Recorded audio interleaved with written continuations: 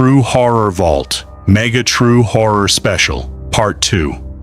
RJ, dear listeners, we are back again with the continuation of the Mega True Horror Special of True Horror Vault. If the previous incidents gave you goosebumps, then prepare yourself a little more this time. Because the incident you are about to hear now has been sent to us by another expatriate American listener. The incident took place in the city of Chicago, America. And after this incident, he reportedly never crossed an old bridge alone after 2 a.m. in his entire life. Incident 4. Red eyes rising from the Black River. Location, Chicago, America. Sender, anonymous. I was working at a construction firm in Chicago back then. The office workload was so heavy that I often had to stay at the site late into the night. That day too, it was around 2 a.m. by the time work finished. To return home, there were two routes. One was a long detour, and the other was a shortcut if I crossed a very old iron bridge. I was exhausted that day, so I chose the shortcut. I had heard from people that various weird stories circulated about that bridge, but I never believed in such superstitions. Only after reaching the middle of the bridge did I feel the first discomfort. There was such a silence all around that I could clearly hear the sound of my own breath. Even the wind seemed to have suddenly stopped. I looked down at the river below. The water was unnaturally black. The moonlight was supposed to fall on it, but that light seemed to get lost before even reaching the water. Right then, splash. Something moved inside the water. I thought maybe it was a big fish. But a few seconds later, again, splash, splash. This time the sound came from much closer. I held the bridge railing and looked down. At first, I couldn't see anything. Then, two small red dots. Slowly, they began to grow larger. It occurred to me, those were eyes. The pair of eyes was staring unblinkingly at me. My body suddenly went numb. I tried to convince myself maybe the eyes of some animal, but in the very next moment, that belief broke apart. Because the pair of eyes slowly began to rise from inside the water, as if something was floating up. And then, what I saw, I still haven't been able to forget to this day. Tearing through the black water of the river, a long, unnaturally shaped hand emerged. To call it a hand would be wrong. It was like a human hand, but at least 7 to 8 feet long. Skin wrinkled and shriveled, water dripping from it, and the fingers were so long that curved black nails hung at the tips. That hand slowly gripped the railing of the bridge. I backed away in terror. Right then, the second hand also rose from inside the water. This time, the entire bridge seemed to shake lightly. My heart was pounding wildly inside my chest. I was about to run. Right then, those two red eyes rose even higher. It felt like the thing that was beneath the water was slowly standing up. But before its head could come fully above, I didn't stand there any longer. I started to run with all my strength. From behind, it could be heard repeatedly, thud, thud, thud, as if two giant wet hands were slamming onto the bridge. I didn't look back, even once. Upon reaching the end of the bridge and stepping into the streetlights, all sounds suddenly stopped. I gathered courage and looked back once. The bridge was empty. The river was calm too, as if nothing had happened. The next day, as soon as I related the incident at the office, an elderly colleague remained silent for a long time. Then he said, "Many years ago, a series of strange disappearances occurred in that river. Those who were last seen on that bridge, none of them were ever found again." I wanted to laugh it off, but after he said the final line, my body went cold again. He had said you were lucky, because if you had stood there for another 5 seconds, perhaps today you wouldn't be alive to tell us this story. RJ, dear listeners, have you ever crossed a bridge where after arriving, it felt like someone was following you? Sometimes certain places aren't built just of bricks, iron, and concrete. Unseen memories accumulate there, and perhaps a waiting as well. Let's go. Now on to our next incident. This experience has been sent by an anonymous listener. The incident took place in the city of Los Angeles, America. Incident 5. The old woman standing under the lamppost. Location, Los Angeles, America. Sender, anonymous.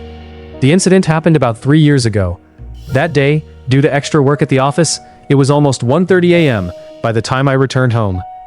Even in a busy city like Los Angeles, There are certain roads that become unbelievably deserted late at night. I was driving home along just such a road that day. Suddenly, I realized my phone battery had died. The GPS had turned off too. I got a bit confused about which turn to take to get home. Right then, about 50 yards ahead, I saw someone standing under an old lamppost. The headlight glow wasn't reaching completely, yet it was discernible. She was standing completely motionless, neither moving nor walking, just facing towards the middle of the road. I thought maybe she was a resident of a nearby house. I slowly brought the car in front of her and stopped. Rolling down the window glass, I said, "Ma'am, could you tell me if I go down this road?" Before my sentence could finish, the old woman slowly raised her face towards me. Half of her face was still covered in the yellowish light of the lamppost, and the other half was in complete darkness. I stared at her face for a few seconds. The old woman's eyes were unnaturally calm, but even within that calmness, there was such a chill that it is hard to express in words. I said again, "Ma'am, if I go down this road." Before I could finish speaking, she very slowly raised her right hand and gestured towards a narrow alley on the left side of the road. But surprisingly, her lips were not moving. Yet I could clearly hear, "Don't go that way." The words seemed to float out from within the air. Somewhat confused, I asked, "What did you say?" This time she gave no answer. She just stared at me with a fixed gaze. I thought maybe the old woman had some physical condition, so I decided to get out of the car and step a bit closer. As soon as I opened the door, an ice-cold wind swept in and shook my entire body. On that Los Angeles night, there was no reason for it to be that cold. I slowly began to approach her. The distance between us was then only 10 to 12 feet. Suddenly I noticed she had no shadow. The lamppost light was falling. My shadow was clearly visible, but under the old woman's feet, there was no shadow. My heart sank violently. I stopped. Right then, she laughed very softly. The sound of that laughter was completely unnatural, like a distorted sound trapped in a very old radio. I didn't step forward even one more inch. I said, "Are you all right?" For the first time, her lips moved. Slowly, very slowly. Then she said something that still echoes in my ears today. "Didn't you recognize me?" I was stunned. I couldn't recall ever seeing this woman in my life. Before I could answer, she took a step forward. Then, another step. But her feet were not walking. They were dragging along the ground as she advanced. My skin crawled. I was about to quickly turn back towards the car. Right then, crack, crack, crack. A sound like bones snapping occurred. Unwillingly, I looked at her again. Her head, slowly, 180 degrees. Then 270. Then, rotated a full 360 degrees and stopped back at its original position. But the rest of her body didn't move in the slightest. Only the head rotated. And during that entire time, her eyes didn't shift away from me. My hands and feet went numb. I couldn't even scream.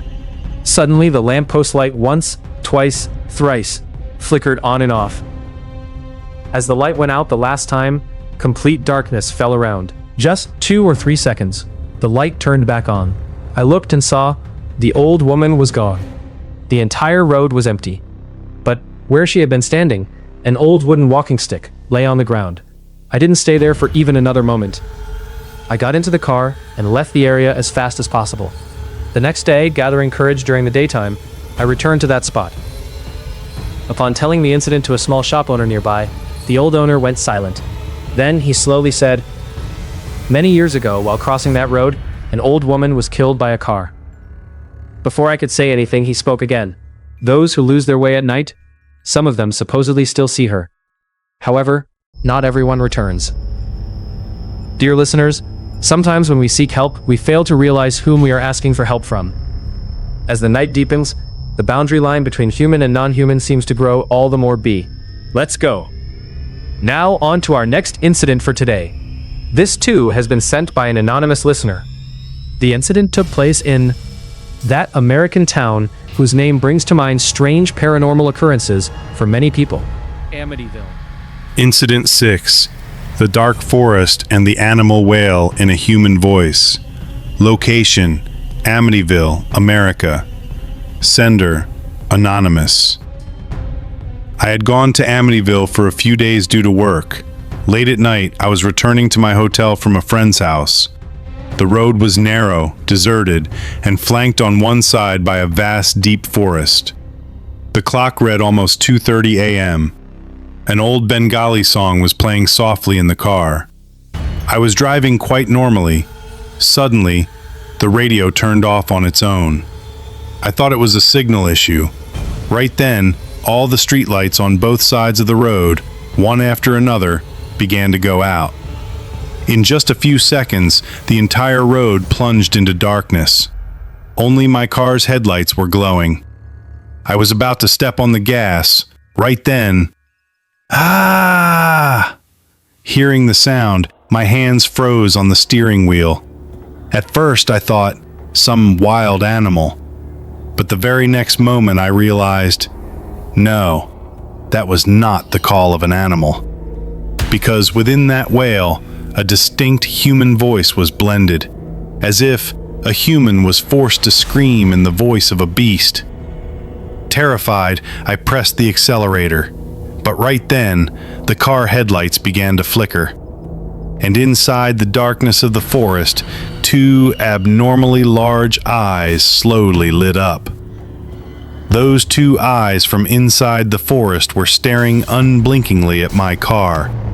At first, I thought, some wild beast, but the closer I got, the more I realized they were not at ground level, nearly 7 to 8 feet high up, as if something massive was standing there. I quickly increased the car's speed. Right then, in the headlight glow, a shadow emerged for a few seconds. Entire body covered in black fur, hands and legs like a human, but the walking stance like a four-legged beast. And its head, before I could see properly, ah! This time the sound came so close that it felt like it originated right beside my car. I gripped the steering wheel tightly, but just then, all the lights inside the car went out. Dashboard dark, speedometer dark.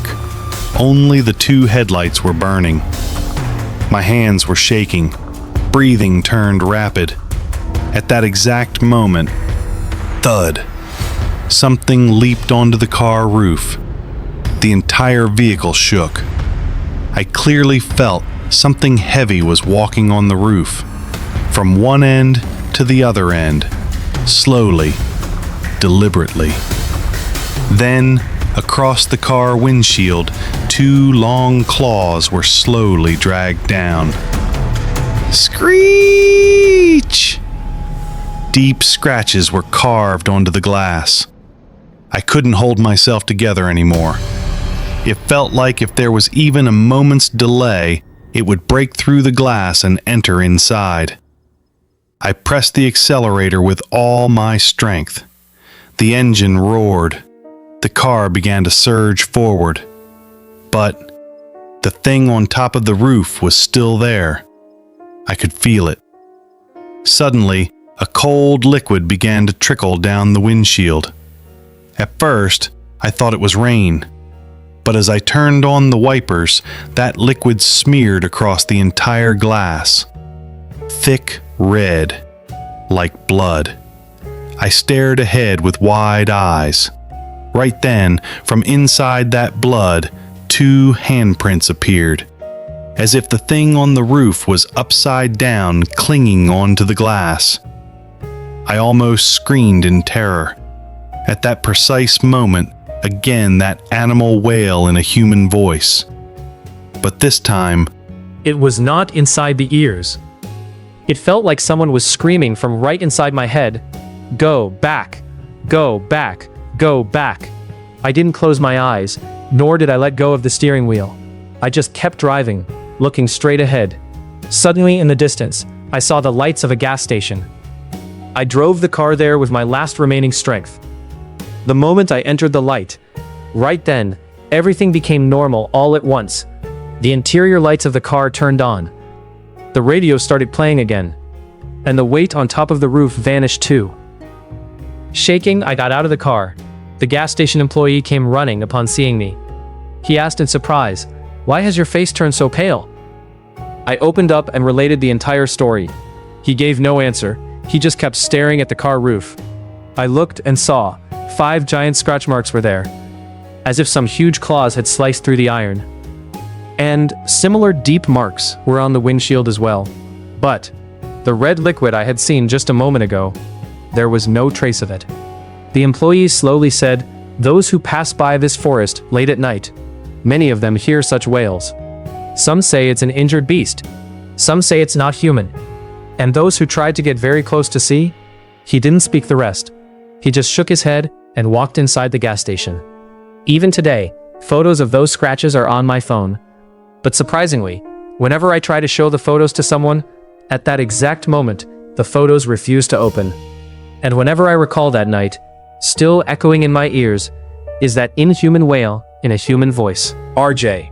Dear listeners, there are certain sounds which once heard, a person can never forget in a lifetime. And there are certain roads which even after crossing once, it feels like one has never truly returned from there. In today's episode, we heard 3 different experiences from 3 different cities. But the strange similarity remains one. In every incident, someone or the other faced something for which there is no logical explanation to this day. However, it doesn't end here, because even more terrifying experiences await ahead. In the next episode, we will hear an ice-cold hand touch suddenly felt in the backseat of a car.